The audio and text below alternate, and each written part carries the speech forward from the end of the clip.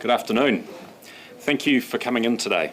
My name is Andrew Costa, Commissioner of Police, and with me today I have Acting Comptroller for Customs, Bill Perry, Joint Forces Commander Rear Admiral Jim Gilmore, and Detective Superintendent Greg Williams, our Director of the National Organised Crime Group. Today we are revealing the details of a significant seizure of cocaine in an operation led by New Zealand Police and supported by the New Zealand Customs Service and the New Zealand Defence Force. We believe we've dealt a significant blow to an international criminal syndicate's operation after we intercepted 3.2 tonnes of cocaine that had been dropped at a floating transit point in the middle of the Pacific Ocean. The Royal New Zealand Navy vessel, nzherald.co.nz Manawanui, was deployed late last week to retrieve the product, which had been packaged in 81 bales.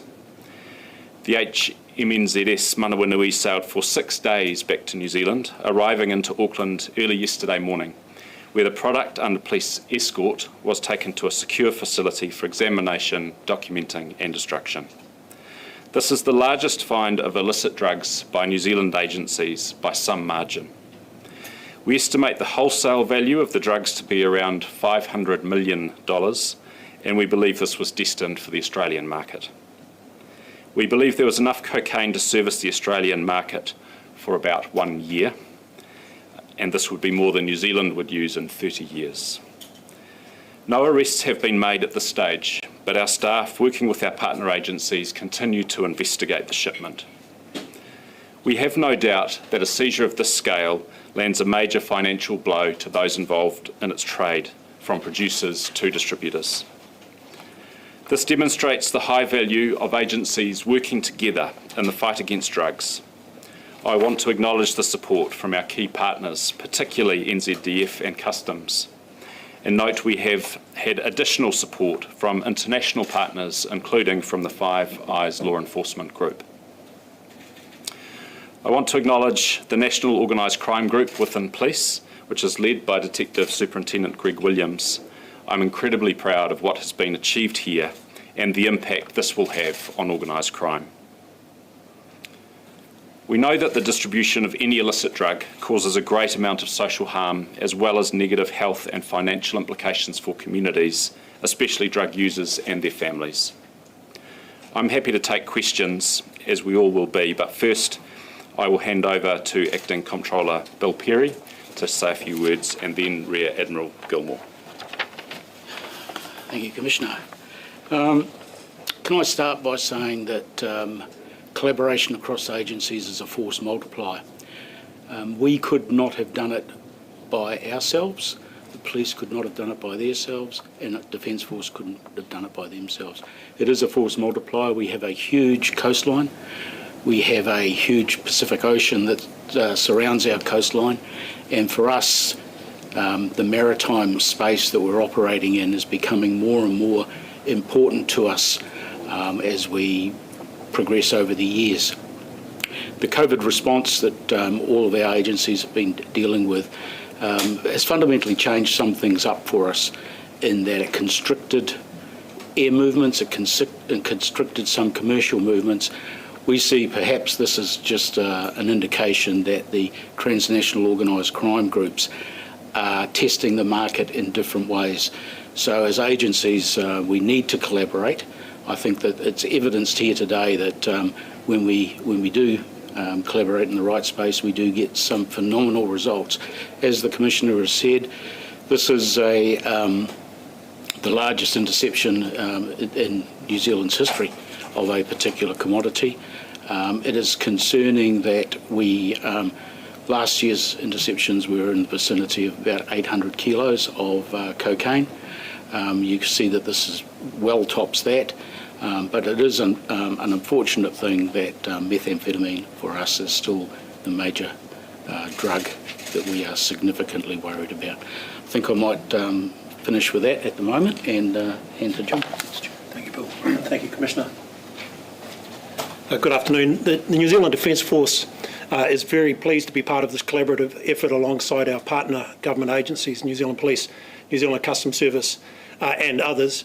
It required a joint approach from your military, utilising aspects of the maritime and air component, and we're very pleased that we're able to bring highly trained professionals to be able to work alongside our partner agencies and deliver the successful outcome. I should also note that understanding what is happening within the maritime domain around New Zealand is very important. And if we are going to be dealing with transnational crime, illegal fisheries or any other threat to New Zealand's national security, maintaining that awareness of what's going on in the maritime domain is very important, and of course our abilities to be able to respond within it. Thank you, Commissioner. Thank you.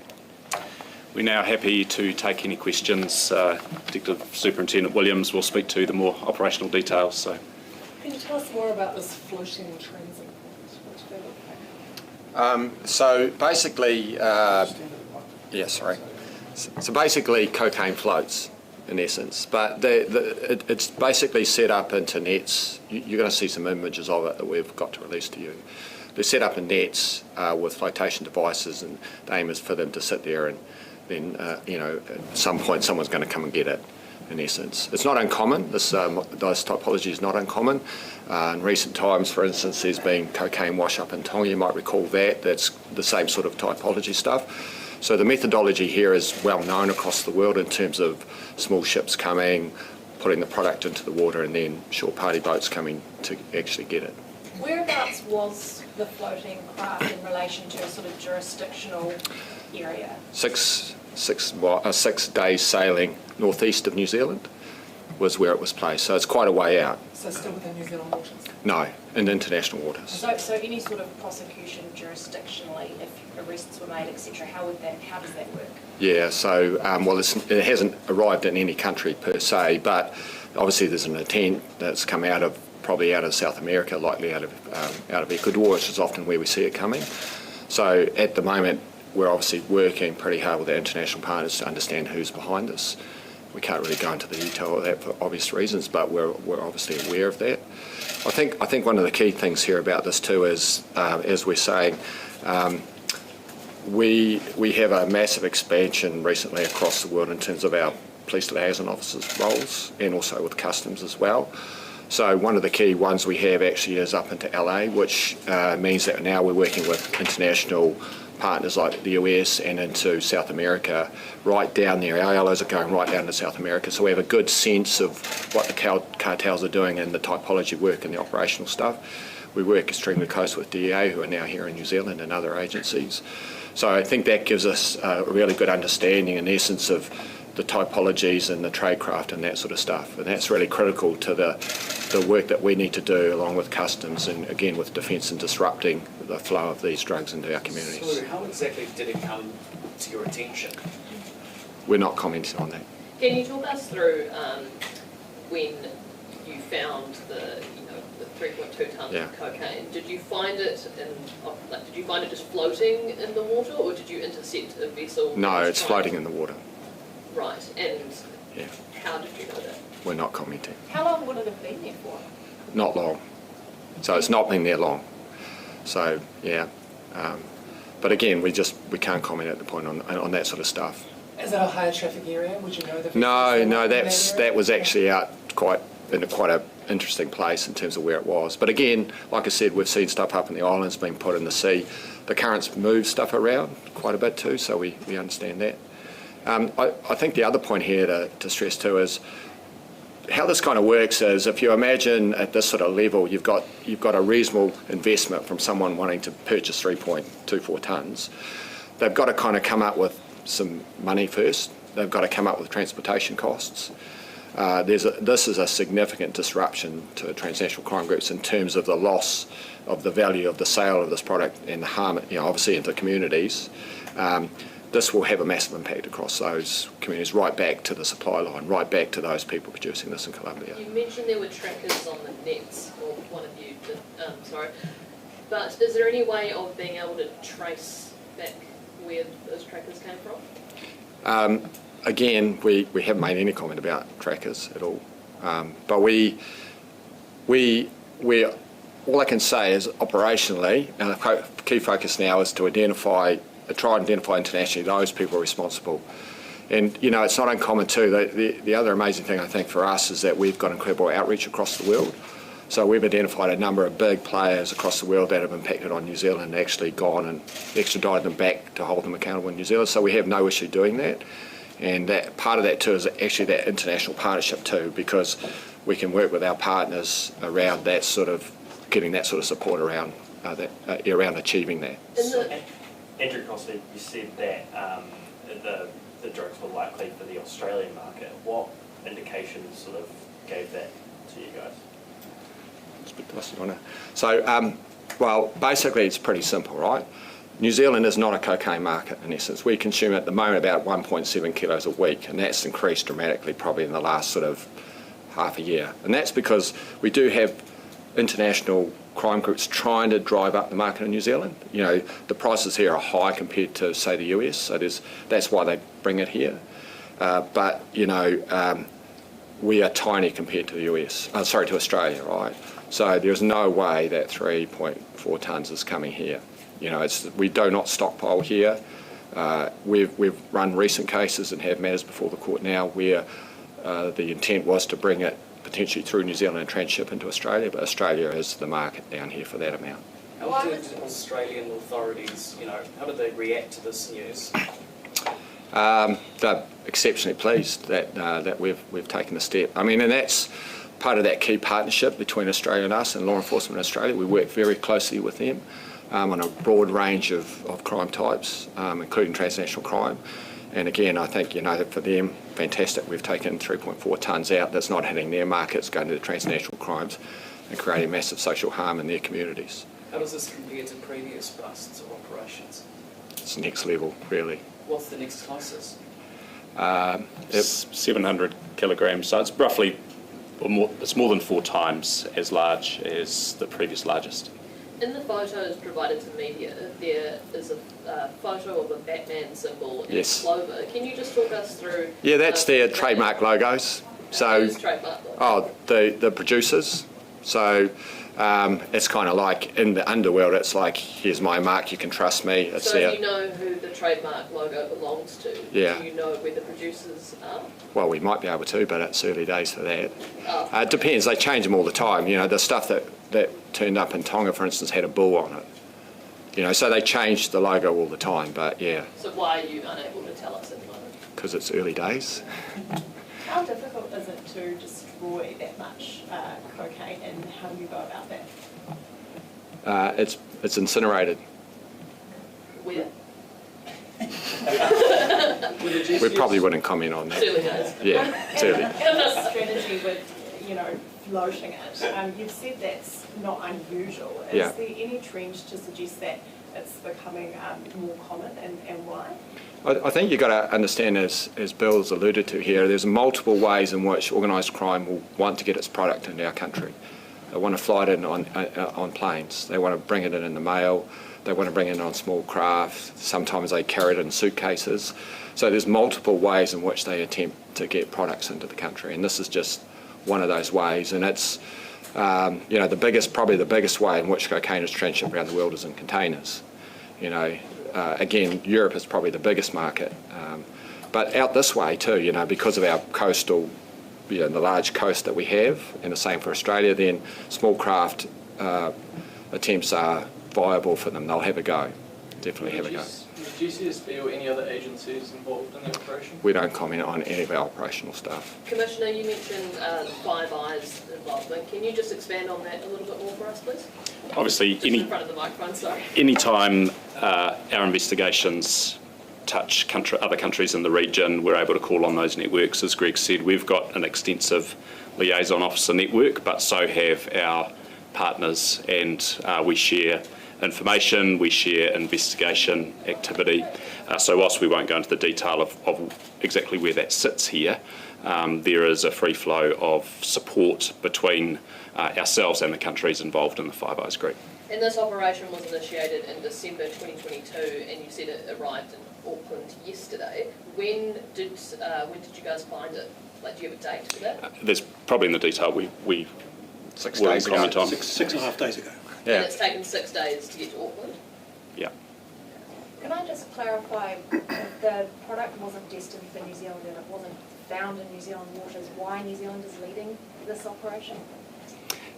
This is a scenario where we will work with partners and have a conversation about who's best placed. In this case, we're closest to be able to take the action. So just because we are closest, we were best placed to deal with it? Yes. But this is like an international, drug operation.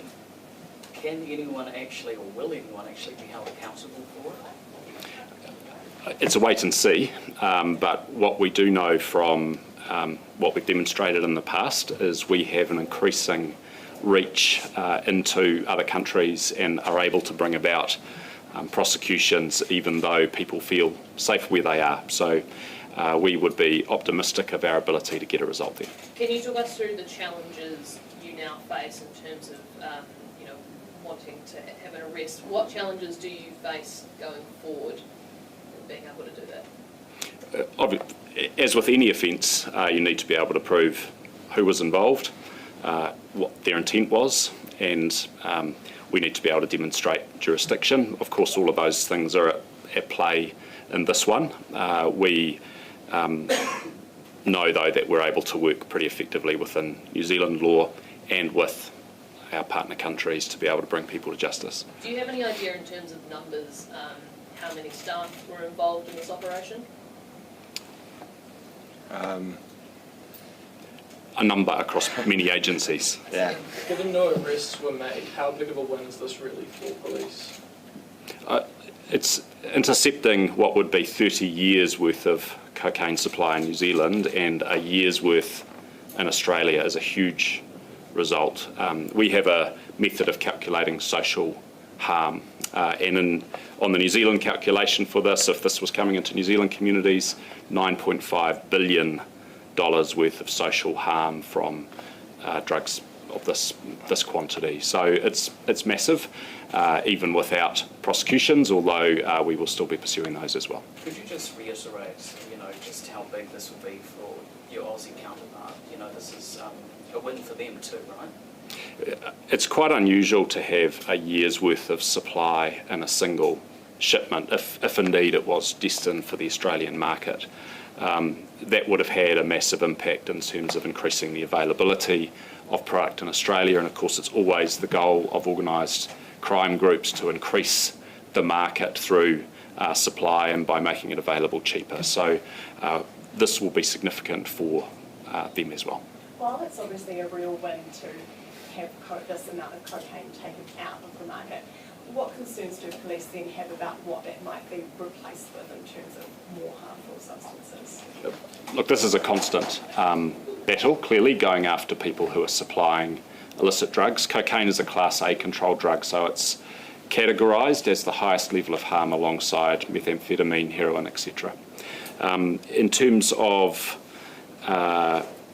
other steps to be taken, of course, the enforcement activity continues, but we also need to look at the demand side of these problems as well and look to address the demand for drugs in our communities. Sorry, could I just clarify the actual finding of this floating craft? So was that found by like an NZDF surveillance plane, or like who saw it? Who found it? We won't be going into the detail of that at this stage. But it was a New Zealand agency? It's, well, just to clarify, it's not a craft. Well, the It's floating yeah. pile of cocaine. And again, we're not commenting operationally. That's a question. Can you provide any details about any surveillance which has taken place following the discovery of the cocaine? No. Is it too early to talk about budget? Do you know how much this cost a lot? It is too early. Sorry, I just have one more. Can you just talk us through your next steps? We will obviously be continuing our investigation in terms of this. The drug itself gets documented and destroyed, and the battle continues. And just on the logistics of destroying that, 81 bales, do we have the resources to actually destroy that in New Zealand? Yes. Thank you, everyone. Thank you. Thank you, Sue. Thank you.